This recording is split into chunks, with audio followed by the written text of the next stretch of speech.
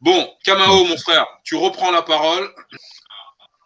Oui, il y a quelque chose qui m'a frappé parce que j'ai un peu, pour le coup, le même parcours que, attends, c'est qui notre frère là, de 33, celui de 33 ans là qui a été conscientisé, on va dire, par un étudiant. Ouais, rock. Ouais. Oui, j'ai un peu le même parcours, mais en fait, j'ai eu deux étapes. J'ai eu une première étape en Afrique, pour le coup, il y a 2 ans. Mhm, Je suis tombé sur une école particulière où, au lieu d'être passif en cours, mhm, c'était même pas des cours, en fait, on était plutôt actifs, on se formait nous-mêmes. On avait mhm, juste un coach pour nous guider. mhm, Et dans ce truc déjà, il y a eu un premier déclic qui était mhm, de me rendre compte que finalement, à l'école, le fait d'être complètement passif et de rien foutre, à vrai dire, ça fait que tu ne vois pas forcément les opportunités après et tu te limites à une vision d'employé. mhm, Bon, ça déjà, ça m'a mis un gros choc, mais là encore, mon ambition, c'était d'être employé et d'être bien payé. mhm. Ensuite, j'arrive ici et au moment où je suis en contact avec, toute l'histoire de l'Afrique, ça commence, avec, Cheikh Anta Diop et ça rentre Mais dans comment c'est arrivé? Comment c'est arrivé? Comment c'est arrivé? bah, en fait, je venais de suivre, une vidéo d'une instagrammeuse Mhm, qui parlait un peu des hommes noirs qui ont marqué l'histoire mhm, et dedans, il y avait Cheikh Anta Diop. mhm, Quelqu'un que je ne connaissais absolument pas. Et quand je tape sur YouTube Cheikh Anta Diop, je tombe sur une de ses conférences où il parlait des origines noires des Égyptiens anciens. mhm, Et ça me frappe parce que j'avais entendu qu'on était, moi je suis fan du Gabon, mhm, j'avais déjà entendu qu'on était descendants d'Égyptiens. mhm, Maintenant, quand je vois les Égyptiens pour la première fois à la télé pendant la CAN, mais je vois des Arabes blancs. Je me mhm, dis, à quel moment qui de ça a Du coup, je me rappelle de ça que ça m'avait complètement perdu. mhm, Et quand je finis par écouter la conférence, une conférence de 3 heures, mais je suis resté là mhm. pendant tous les 3 heures, mais c'est comme une explosion dans ma tête. Je me dis, mais pourquoi je n'ai pas appris ça plus tôt? Pourquoi c'est, pourquoi c'est à 22 ans, 21 ans que j'apprends? Attends, t'es marrant, toi, 22 ans. Moi, j'ai appris ça à 38, quoi. Tu te rends Mais, pas compte? mais j'étais choqué, mais pourquoi c'est maintenant que j'apprends ça? Et de Hum, là, je suis parti sur toutes les autres conférences, celle de Kalala Mutunde, des hum, mathématiques. Et là, je me rends compte qu'en fait, l'Afrique a tout un passé qui ne commence absolument pas au moment de l'esclavage ou de la hum, colonisation. Et ça fait que j'ai eu le même déclic. Je me suis rendu compte que finalement, déjà, je n'avais encore rien foutu mhm. et qu'en plus, je devais absolument revoir mes ambitions à la hausse. Parce que si Ah, tu attends, veux, attends, attends. Donc, oui. tu t'es toi aussi considéré comme un feignant, sur le coup. Totalement. Jusqu'à aujourd'hui, je me considère encore comme un feignant parce que, par exemple, je vois par exemple des gens, sans vouloir les critiquer, je vois des gens qui ont des pseudos de pharaons sur YouTube et je Mhm, me dis: «Mais attends, ils ont quoi dans la tête?» Je veux dire, moi, comparé à ceux qu'ils ont accompli, à qui ils étaient, comment ils se mhm, voyaient, mhm, je ne suis rien, je n'ai encore absolument rien accompli. hum.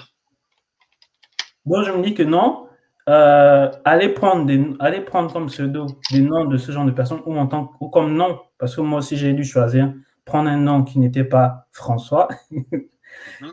mais aller prendre ça m'a même pas traversé l'esprit d'aller prendre, des noms de gens qui avaient eu une telle grandeur comparé à ce que moi j'avais accompli jusqu'à maintenant qui n'était absolument rien, en fait. Mmh.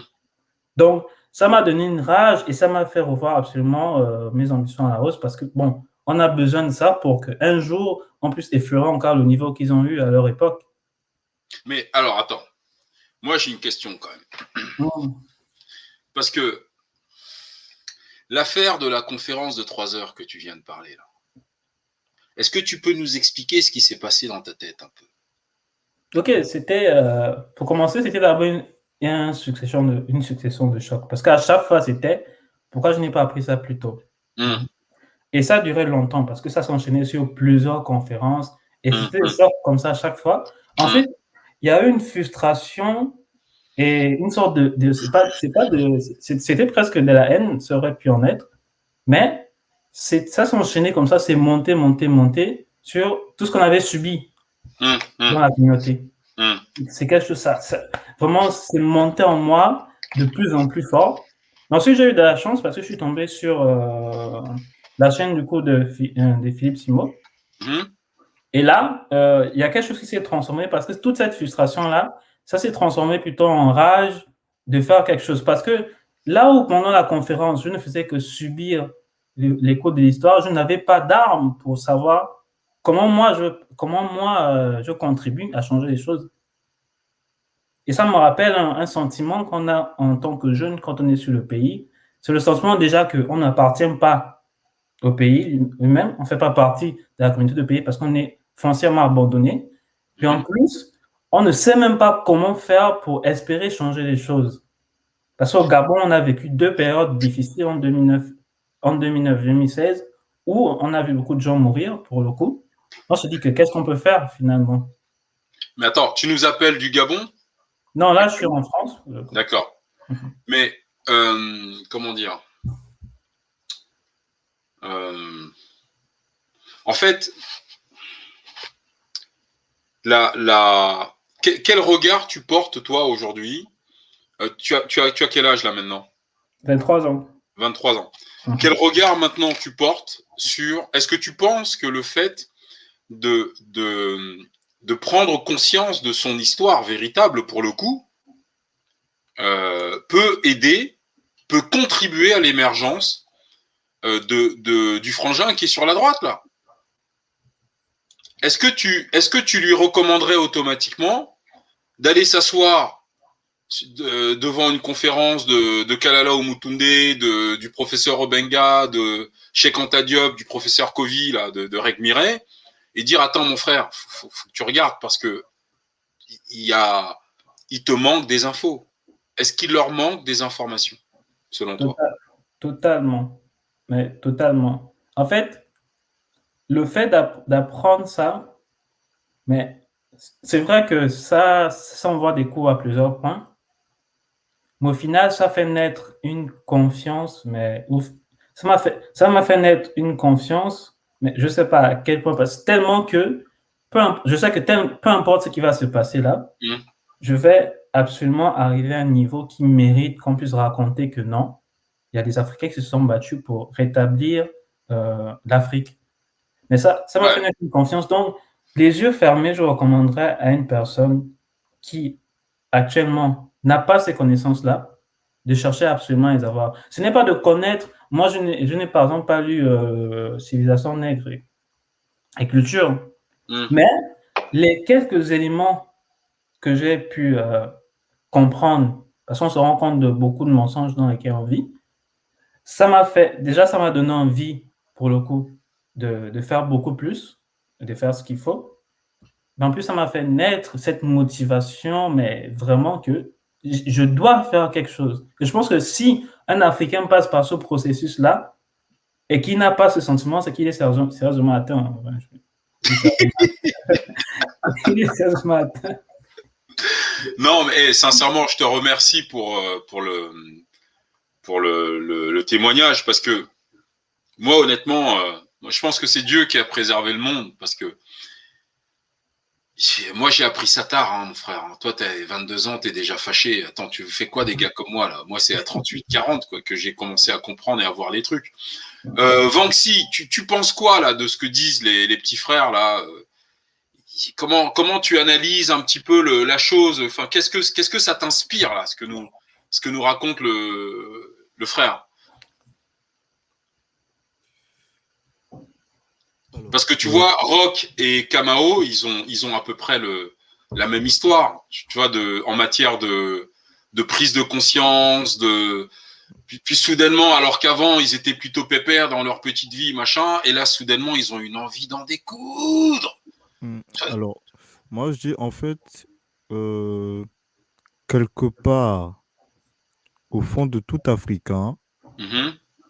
il sommeille ou il y a ce besoin-là d'un retour aux racines. Pour certains, ils en sont conscients, pour d'autres, ils n'en sont pas conscients.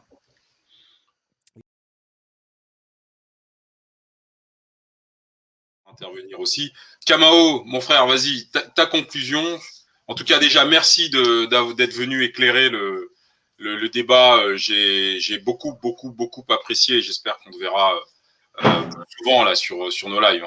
Mhm. Ok, merci aussi. Pareil, j'ai beaucoup aimé. Et j'aime toujours, je suis là dans les lives. C'est vrai que je participe pas souvent, mais j'apprends beaucoup. Mhm. Et justement, j'ai appris beaucoup de nos frères et sœurs, de nos frères et sœurs qui partagent leurs expériences et leurs connaissances tous les jours. Mhm. Justement, s'il y a quelque chose que je retiens, surtout des principes de notre spiritualité, c'est pour ça que je pense que ça va être un point très, très, très important, c'est le principe de la recherche comment dire, la recherche d'être la meilleure version de soi-même. Mhm. C'est un principe qui m'a marqué. Je considère qu'aujourd'hui, en tant qu'homme africain, on doit d'abord découvrir qui on est, et c'est par justement la connaissance, mais juste un minimum de connaissance de son histoire et des principes qui ont fait qu'on était un jour le centre du monde et qu'on ne Mhm. l'est plus aujourd'hui. On doit se reconnecter à ça et on doit repartir dans un principe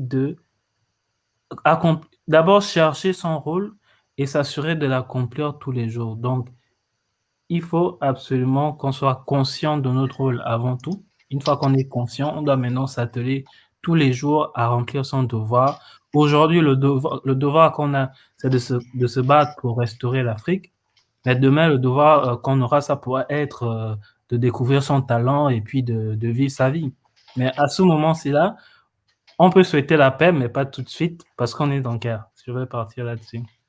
Vraiment, Waouh, beaucoup de sagesse. Bien, bien parlé, hein, tu as bien parlé. Voilà. le petit frère a 23 ans. Bravo. Sincèrement, honnêtement, Kamao, tu as intérêt, sinon je viendrai te chercher, j'enverrai des gars. Tu as intérêt d'être là à tous les lives parce que désormais, on pourra plus se priver de ta clairvoyance et de ta sagesse. Vraiment, merci beaucoup en tout cas d'avoir été là. Bravo, bravo, Kamao. Bravo, merci, bravo, merci. Arua, Arua, Kuika mwana, akakorokisi, Kuika mwana, akakorokisi.